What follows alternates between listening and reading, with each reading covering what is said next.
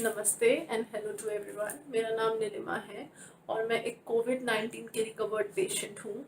मैंने corona virus को इतना क्लोजली एक्सपीरियंस किया है कि मैं आप सबके साथ अपनी ये पर्सनल जर्नी को शेयर करना चाहूँगी, सो दैट जो लोग इसको फेस कर रहे हैं या जो लोग को इसका डर है, उन सब का डर इस वीडियो को देख के आसानी से निकल जाए, क्योंकि ये मुश्किल ज़रूर है पर इम्पॉसिबल नहीं है। और अगर इस वीडियो से किसी एक या दो की भी मदद होती है तो that will be very helpful to me. मेरे लिए वो बहुत बड़ी अचीवमेंट होगी अगर मेरी ये वीडियो किसी के काम आती है तो मैं अपना पर्सनल एक्सपीरियंस कोरोना वायरस के साथ आप सबके सामने शेयर करना चाहूँगी। हाउ आई फेस्ड इट, मैंने क्या फील किया, कैसे इसको ट्रीट किया, कैसे मैंने इसके साथ अपने ये सारे दिन निकाले, एंड आफ्टर द रिकवरी मेरे साथ मैं पर्सनली क्या फील कर रही हूँ। This is all that I want to share with you all. So everything started on 22nd of May. I am a teacher by profession. मैं प्रोफेशनली एक teacher हूँ और मेरी क्लासेस होती हैं, ऑनलाइन क्लासेस होती हैं।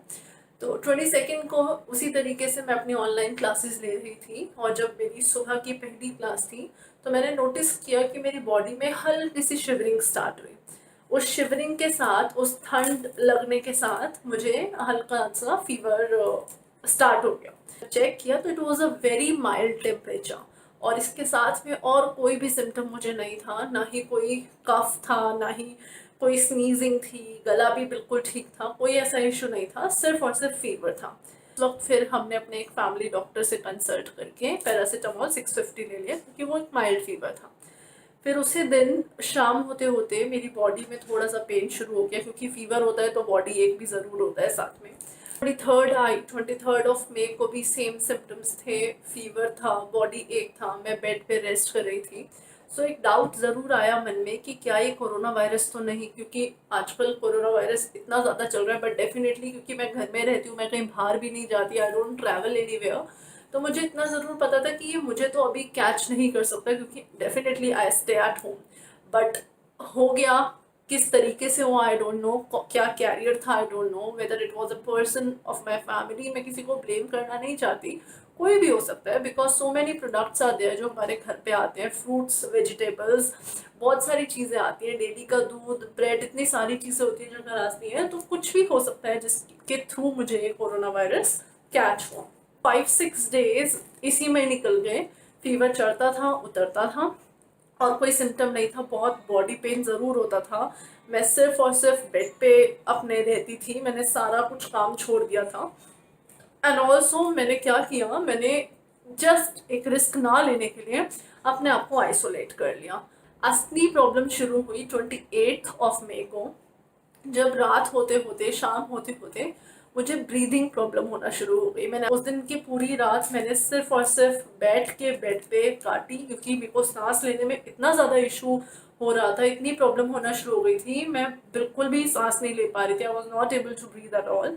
तो बेड पे लेटना भी बहुत मुश्किल था। तो 29th को early in the morning I went at my mother's home. मैं अपने घर गई और वहाँ पे जाकर मैंने एक हॉस्पिटल में एक डॉक्टर को कंसल्ट किया। जब डॉक्टर को कंसल्ट किया तो डॉक्टर ने डेफिनेटली यही बोला कि सांस लेने में इतना प्रॉब्लम हो रहा है, ब्रीदिंग इशू हो रहा है, तो ही टोल्ड मी कि आप अपना एक्सरे कराइए। एक्सरे कराया और एक्सरे में एक चेस्ट इन्फेक्शन आया which was pneumonia. At the and जो रिजल्ट निकला उस चेस्ट इन्फेक्शन का, इट वॉज निमोनिया और काफ़ी स्ट्रॉन्ग निमोनिया था। सो डॉक्टर ने वहीं पे सजेस्ट कर दिया कि pneumonia is a side effect of corona, to get yourself covid tested. बहुत मुश्किल था टेस्टिंग भी, तो हम लोगों ने SRL डायग्नोस्टिक लैब से कोविड टेस्ट कराया। उसी शाम को कोविड टेस्ट हुआ मेरा, मेरे घर पे, और उस टेस्ट के बाद 2 दिन बाद रिपोर्ट आई।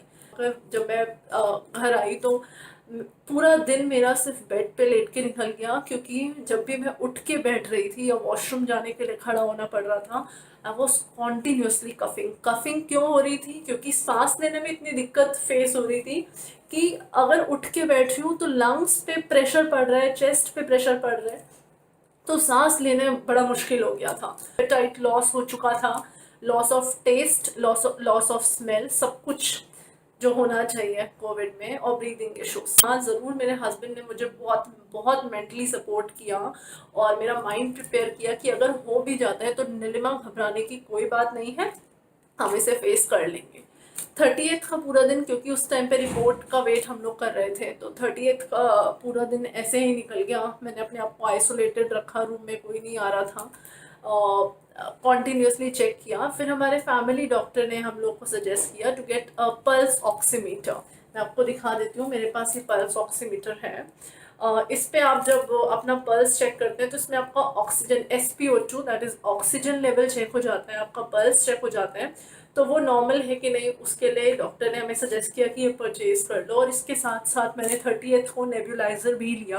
31st को शाम को मुझे पता चला that I am positive of this corona virus.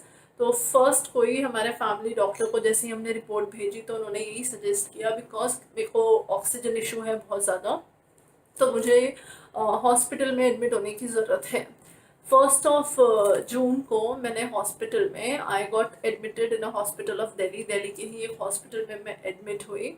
और क्योंकि ऑक्सीजन का बहुत इशू था और बहुत प्रॉब्लम थी, तो ऑक्सीजन मुझे हॉस्पिटल में प्रोवाइड किया गया। मैं वहाँ पे एडमिट हो गई। डेफिनेटली कोई फैमिली मेम्बर नहीं आ सकता था, कोई भी मुझसे मिलने नहीं आ सकता था। उस दिन मुझे ऑक्सीजन, हॉस्पिटल ने पूरा मास्क लगा कर रखा, पूरा दिन मैंने ऑक्सीजन लिया। और ये ऑक्सीजन वाला जो था ये 2-3 दिन चला, ऑक्सीजन की कमी 2-3 दिन थी। हॉस्पिटल में भी आपको विटामिन सी की टैबलेट और अपना बी कॉम्प्लेक्स की कैप्सूल ये दिया जाता था। और अपने आप ही बॉडी रिकवर होना शुरू हो गई। अच्छा खाया वहाँ पे हॉस्पिटल में, अच्छा खाया। आप घर में अच्छा खाइए, हेल्दी खाइए, अपने आप से ही रिकवरी हो जाएगी। 7 दिन हॉस्पिटल के निकल गए। 7 दिन मैंने फैमिली को बहुत मिस किया। मुझे मेरी फैमिली से हर किसी ने फ़ोन किया, सपोर्ट किया। मैंने हॉस्पिटल में बैठ के प्रे किया। पूरा हॉस्पिटल की जर्नी आप सब जानते हैं कितनी टफ होती है, स्पेशली जब आपकी फैमिली आपके साथ ना हो। But talking to other patients जो भी वहाँ पे थे, उन लोग से बात करके, उन लोग के बारे में जान के, उन लोग के साथ डिस्कशंस करके पूरा दिन हमारा ऐसे निकल गया। वो एक हफ्ता was difficult but again not impossible at all. 6 जून को, जिस दिन भी सैटरडे था, उस दिन मेरा कोरोना का फिर से टेस्ट हुआ। एंड 2 या 3 दिन बाद report I, but this time I was negative with corona virus and I was very happy. I thank God, मैंने भगवान का बहुत शुक्रिया किया। हाँ, और एक और बहुत इंपॉर्टेंट चीज़ जो मैं आप सबके साथ शेयर करना चाहूँगी, हॉस्पिटल में हमें प्रोवाइड किया गया 2 बहुत इंपॉर्टेंट चीज़ों के साथ। First is an electric cattle जिसमें आप पानी गर्म करके पी सकते हैं, और दूसरी चीज़ थी वेपराइज़र। तो ये 2 चीज़ें बहुत बहुत इंपॉर्टेंट थी जो हॉस्पिटल वालों ने हमें दी। तो ये तो आप आसानी से घर पे भी कर सकते हैं। आपको स्टीम लेना बहुत ज़रूरी है। आपको दिन में 3 से 4 बार आप स्टीम लीजिए, कोई साइड इफ़ेक्ट नहीं है, कुछ भी नहीं है। आप स्टीम लेना इम्पॉर्टेंट है। और दूसरा था गर्म पानी। हॉस्पिटल में केटल प्रोवाइड की गई, तो उस केटल में मैंने सुबह मॉर्निंग से लेकर रात तक कम से कम 6 से 7 ग्लासेस, मैं अपना पर्सनली बता रही हूँ, मैंने 6 से 7 ग्लासेस गर्म पानी के पिए। बिल्कुल गर्म पानी, hot water, not warm but very very hot water. मैं हॉस्पिटल से डिस्चार्ज हुई, फिर मैं घर आई।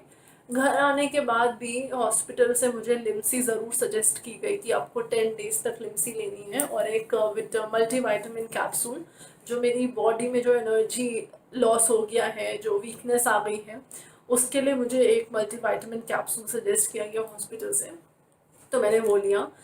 अब हॉस्पिटल से घर आने के बाद की कुछ 4 दिन की जर्नी थोड़ी सी टफ थी। टफ सिर्फ और सिर्फ मेरे दिमाग से थी, टफ कुछ भी नहीं था। It was nothing but stress इतना था, घबराहट इतनी थी कि मुझे हर वक्त बस ऐसा डर सा था कि कहीं कुछ हो ना जाए, कहीं ब्रीदिंग इशू फिर से शुरू ना हो जाए। धीरे धीरे फैमिली का सपोर्ट मिलता जा रहा है, तो चीज़ें बिल्कुल ठीक हो रही हैं। आपको कुछ ज़रूरी बातें जो याद रखनी है, आप दिन में 3 से 4 बार स्टीम लें, आप गर्म पानी पिए, जितना हो सकता है, जितना पॉसिबल है गर्म पानी पिए। उसमें 3 बार या 2 बार थोड़ा सा सेंधा नमक या नॉर्मल नमक ऐड करके उससे गार्गल करें, और उसको पी भी जाएं तो कोई इशू नहीं है। मैं तो सिर्फ पीती थी उसको। और आप लिम्सी ज़रूर लें, दिन में 1 टैब या हाँ, दिन में 1 टैब आप लिम्सी की ज़रूर लें। और अपनी बॉडी में थोड़ा मल्टीविटामिन्स डालें, अच्छा खाना खाएं, पॉजिटिव थिंकिंग सबसे इम्पॉर्टेंट है। आप जितना अच्छा सोचोगे, जितना पॉजिटिव रहोगे, और अगर होम आइसोलेटेड भी हो तो यही सब चीज़ें करने से, तो अगर हम इसको बिना डरे एक वॉरियर की तरह फाइट करेंगे इसके साथ, तो ये डेफिनेटली रिकवर हो जाएगा और हम बिल्कुल ठीक हो जाएंगे। बट सबसे इम्पॉर्टेंट है सोशल डिस्टेंसिंग मेंटेन करना और पर्सनल हाइजीन मेंटेन करना। अगर आपने अपनी फैमिली के साथ सोशल डिस्टेंसिंग मेंटेन नहीं किया तो ये उनको भी कैच कर सकते हैं। आपको उनकी सेफ्टी के लिए अपने आप को अलग रखना ज़रूरी है। आपको अपने बारे में ना सोच के सबके बारे में सोचना ज़रूरी है। और अब मैं बिल्कुल टोटली रिकवर्ड हूँ और मैं सबके लिए प्रे करूँगी, जो लोग इस कोरोना वायरस से लड़ रहे हैं, जो लोग इससे फाइट कर रहे हैं, कि सभी जल्दी से रिकवर हो जाए।